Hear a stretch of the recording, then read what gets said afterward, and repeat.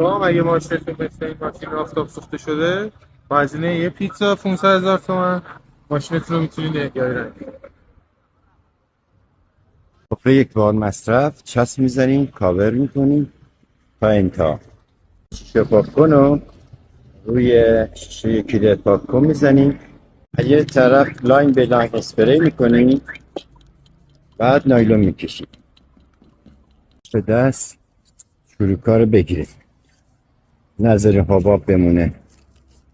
8 تا 10 دقیقه کلید پاک کن روی سطح بمونه.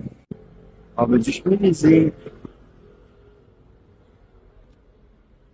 به دست با قشنگ ور میاد. بعد از این که کلید برداری کردیم روش یه لایه گرافی میکشیم، یه لایه محافظتی ایجاد میکنه، 5 سال هم موندگاری داره.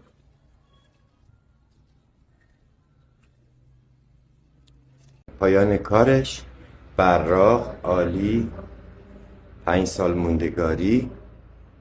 برای دیدن پست‌های آموزشی بعدی حتما ما رو فالو بفرمایید، لایک کنین. گروه صنعتی